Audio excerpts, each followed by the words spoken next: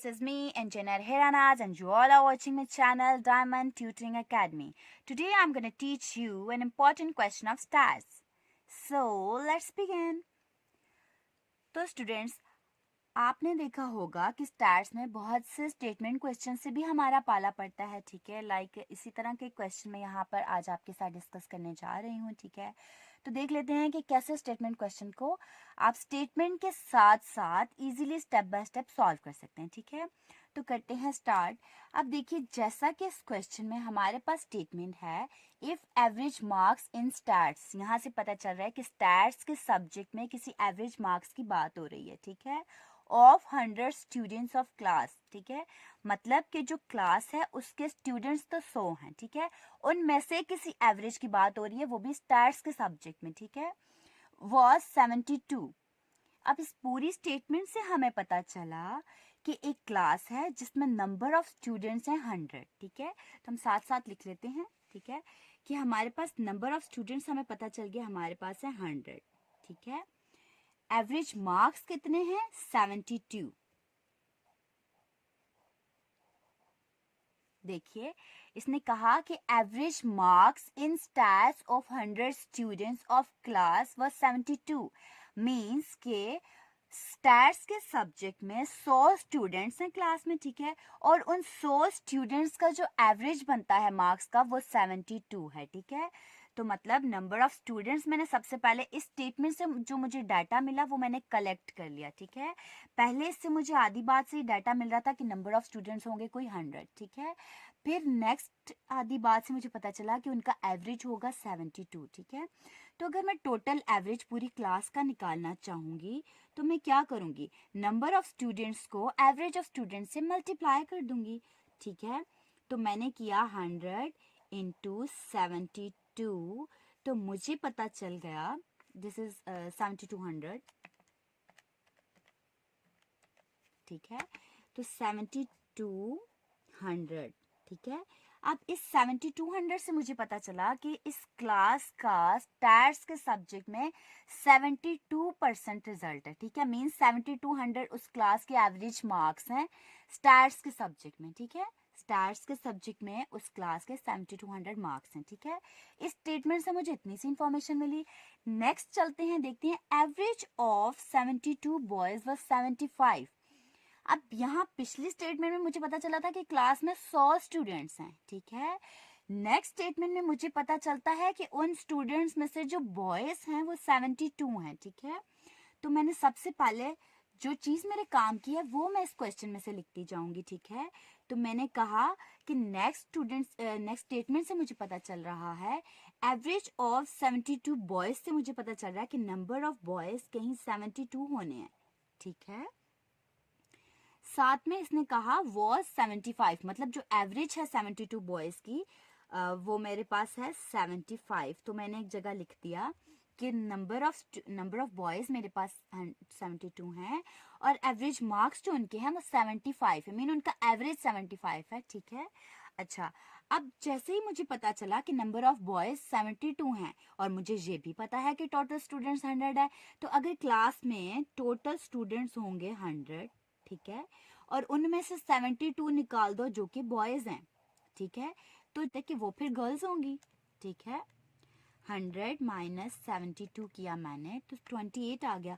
इसका मतलब कि जो नंबर ऑफ गर्ल्स होंगी क्लास में वो 28 होंगी ना, क्योंकि जाहिर सी बात है कि क्लास में स्टूडेंट्स अगर बॉयज भी हैं गर्ल्स भी हैं और बॉयज बता दिया गया है कि 72 हैं और टोटल स्टूडेंट्स भी बता दिएंगे कि 100 है, तो जाहिर सी बात है कि 100 में से अगर बॉयज निकाल दिए जाएं टोटल स्टूडेंट्स में से तो जो बच जाएगी क्वांटिटी वो गर्ल्स की होगी ना, ठीक है। तो उतनी गर्ल्स होंगी, ठीक है। तो नंबर ऑफ गर्ल्स मुझे पता चल गया 28 है, ठीक है।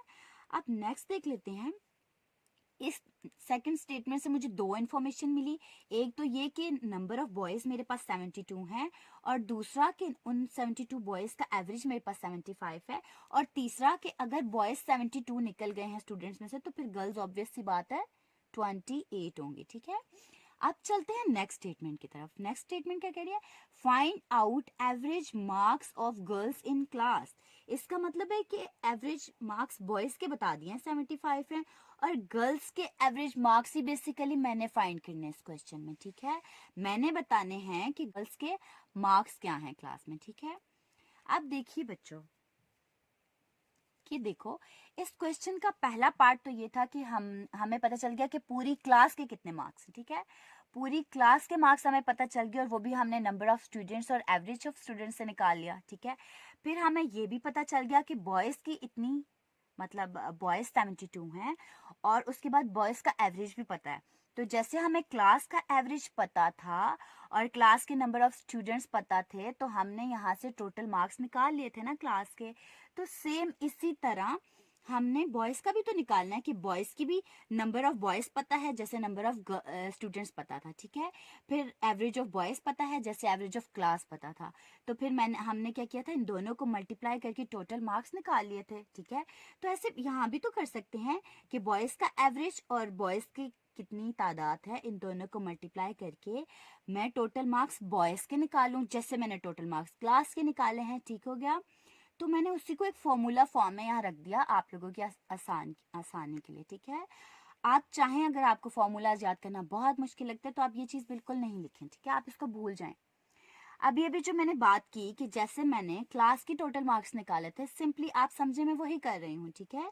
कि मैंने जैसे टोटल मार्क्स निकाले थे क्लास के, मैं इसी तरह टोटल मार्क्स निकाल रही हूँ बॉयज़ के, और इसी तरह जैसे नंबर ऑफ स्टूडेंट्स को मैंने एवरेज से मल्टीप्लाई किया था, इसी तरह मैं नंबर ऑफ बॉयज़ को उनकी एवरेज से मल्टीप्लाई कर देती हूँ, ठीक है। 72 into 75 and it comes 72 into 75, this one is 5400, ठीक है।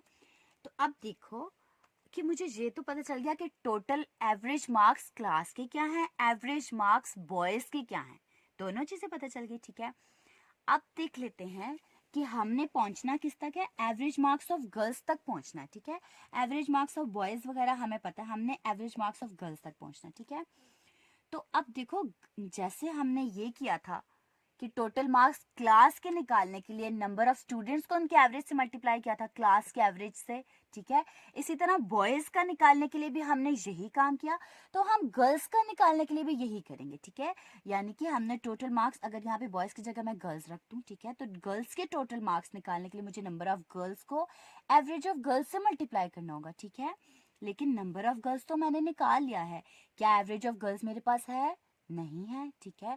तो उसके लिए मैं क्या करूंगी, देखो इसी को मैंने फॉर्मूला फॉर्म में यहाँ लिखा कि अगर टोटल मार्क्स ऑफ गर्ल्स मैंने निकालने हैं, ठीक है, जैसे अभी हमने बॉयज़ के निकाले थे इस केस में ये, ठीक है। अगर मैंने गर्ल्स के निकालने हैं, ठीक है, तो मुझे उसके लिए नंबर ऑफ गर्ल्स चाहिए होगा, तो नंबर ऑफ गर्ल्स तो मेरे पास आ रहा है 28, ठीक है। अभी हमने निकाला, दिस इज 28, ठीक है। तो अब हमने कहा कि ये तो है मेरे पास, लेकिन मेरे पास एवरेज ऑफ गर्ल्स ही नहीं है, ठीक है। बेसिकली क्वेश्चन की डिमांड ही ये है, ठीक है, कि आप एवरेज ऑफ गर्ल्स निकाल कर दे दो, ठीक है, कि कितनी एवरेज है उनकी। तो टोटल मार्क्स भी नहीं है मेरे पास, तो फिर मुझे ये दो चीज़ें अननोन है, तो मुझे कोई और फॉर्मूला अडॉप्ट करना होगा, ठीक है, जिससे मैंने ये निकाल लेना है टोटल मार्क्स ऑफ गर्ल्स। जब वो मेरे पास आ जाएंगे, इस फॉर्मूला में पुट करूंगी और क्वेश्चन की डिमांड ये चीज़ मैं क्वेश्चन को निकाल कर दे दूंगी, ठीक है। तो उसके लिए मैंने कहा कि देखो मेरे पास, अगर आप इसमें देखें, मेरे पास ये भी है total average marks of class, ठीक है, मेरे पास ये चीज़ भी है, ठीक है, और उसके अलावा मेरे पास बॉयज़ की भी ये चीज़ है, ठीक है। अगर मेरे पास ये दोनों चीज़ें हैं, मतलब टोटल मार्क्स क्लास के और टोटल मार्क्स बॉयज़ के मेरे पास हैं, मैं टोटल मार्क्स गर्ल्स के ला सकती हूँ, ठीक है, गर्ल्स के नहीं, रिमेनिंग स्टूडेंट्स के, ठीक है।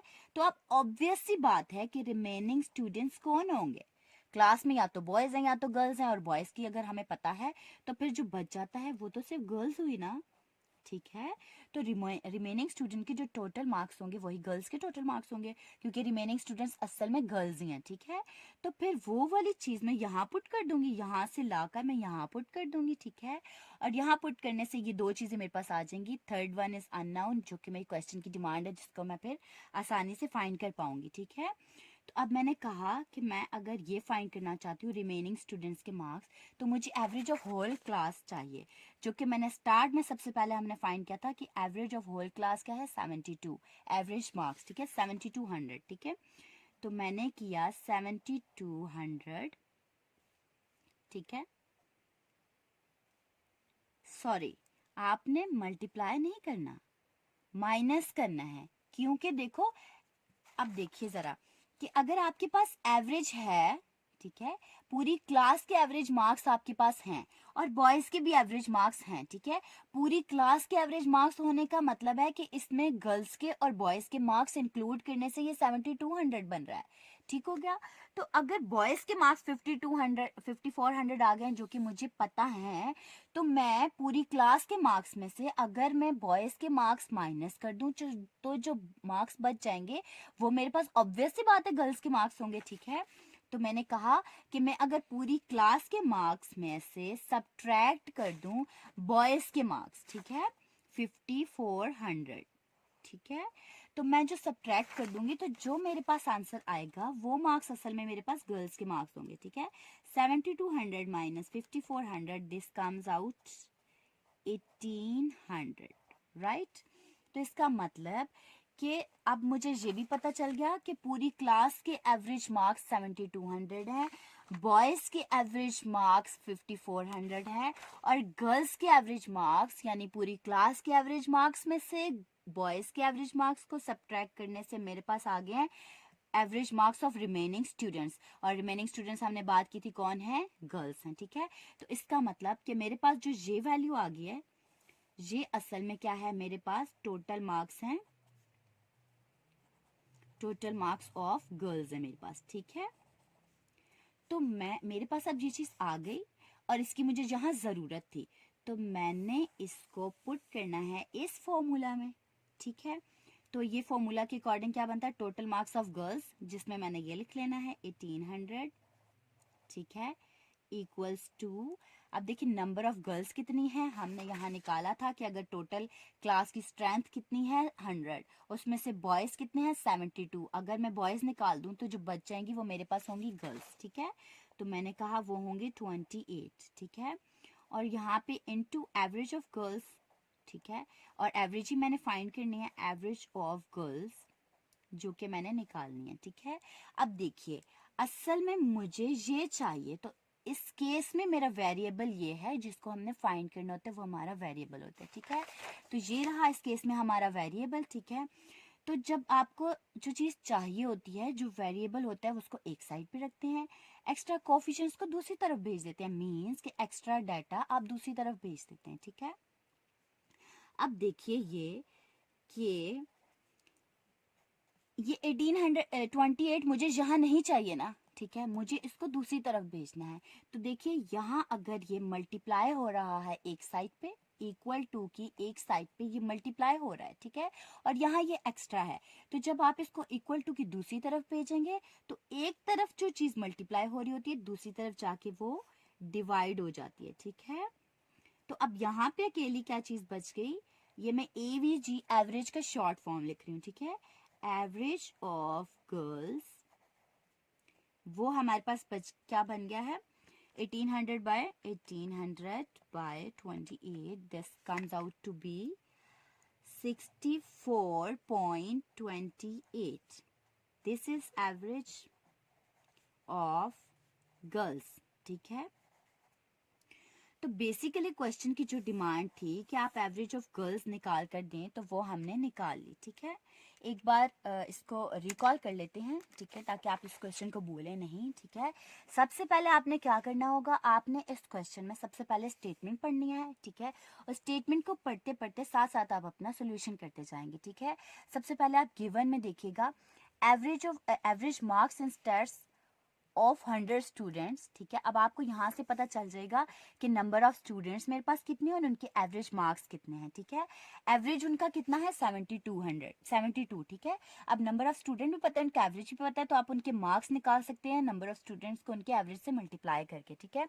पहले आपने ये काम करना है, ठीक है। उसके बाद आपने स्टेटमेंट से नोट करना है नेक्स्ट स्टेटमेंट क्या कहती है कि नंबर ऑफ बॉयज़ मेरे पास 72 हैं, ठीक है, और उनका एवरेज मेरे पास 75 है। अब जैसे ही आपको नंबर ऑफ बॉयज़ पता चला, आपने साथ ही टोटल में से बॉयज़ को माइनस किया, तो आपने कहा जो बच गई हैं वो मेरे पास गर्ल्स की तादाद है, ठीक है, वो मेरे पास उतनी क्वांटिटी में गर्ल्स हैं, ठीक है, अच्छा उतनी स्ट्रेंथ है गर्ल्स की, ठीक है। अब नेक्स्ट देख लें कि और फिर क्वेश्चन में उसने बोल दिया कि गर्ल्स का एवरेज आप बता दो, ठीक है। तो जैसे उसने बॉयज़ का एवरेज कहा था, यहाँ 75 है, और उसने कहा कि गर्ल्स का एवरेज आप निकाल कर दो। तो आपने इस क्वेश्चन में कुछ भी नहीं करना, बस जैसे आपने सब फर्स्ट स्टेप में किया होना है कि नंबर ऑफ स्टूडेंट्स को उनके एवरेज से मल्टीप्लाई करना है, तो आपके पास उनके टोटल मार्क्स आ जाएंगे। यही काम करना है आपने बॉयज़ के साथ, ठीक है, कि जितने नंबर ऑफ बॉयज़ हैं उनको उनके एवरेज से मल्टीप्लाई करना है, तो आपके पास बॉयज़ के मार्क्स आ जाएंगे, ठीक है। फिर यही काम आपने गर्ल्स के साथ करना है कि जितनी नंबर ऑफ गर्ल्स हैं उनको उनके एवरेज से मल्टीप्लाई करेंगे, तो आपके पास टोटल मार्क्स आ जाएंगे। लेकिन जब आप गर्ल्स के मार्क्स को एवरेज को नंबर ऑफ गर्ल्स से मल्टीप्लाई करने गए, तो आपने देखा कि मेरे पास एवरेज ऑफ गर्ल्स है ही नहीं, ठीक है। अब मैं क्या करूं उस केस में? फिर आपने कहा कि अच्छा पहले मैं टोटल मार्क्स ऑफ गर्ल्स निकाल लाता हूं। वो आपने कैसे देखा? आपने कहा कि अगर मेरे पास पूरी क्लास के मार्क्स गिवन हैं और मुझे बॉयज़ के भी मार्क्स गिवन है, और मुझे ये बात भी पता है कि क्लास में से बॉयज़ और गर्ल्स ही हैं, ठीक है, तो टोटल मार्क्स पता है और बॉयज़ के मार्क्स भी पता है, तो टोटल में से बॉयज़ के मार्क्स माइनस करने हैं आपने, ठीक है, टोटल में से बॉयज़ के मार्क्स माइनस करने हैं, तो जो मार्क्स बच जाएंगे वो टोटल मार्क्स होंगे किसके? गर्ल्स के, ठीक है। तो ये गर्ल्स के मार्क्स लाने के बाद आप वापस इस फॉर्मूला में आ जाएंगे। आप क्या करेंगे? आप कहेंगे कि मेरा फॉर्मूला ये है कि अगर मेरे पास गर्ल्स के टोटल मार्क्स हों और नंबर ऑफ गर्ल्स पता हो तो मैं उनकी एवरेज निकाल सकता हूँ, ठीक है।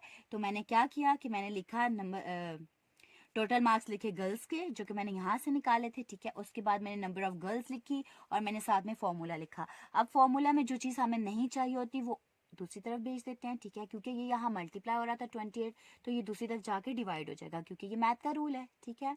तो आपने इससे डिवाइड किया तो आपके पास आ गया average of girls is 64 point this, ठीक है। आप ऐसे लिखें या आप ऐसे लिखें, एक ही बात है, ठीक है, कि हमने जो चीज़ फाइंड करनी होती है वो हमेशा हम लेफ्ट साइड पे रखते हैं ना, ठीक है।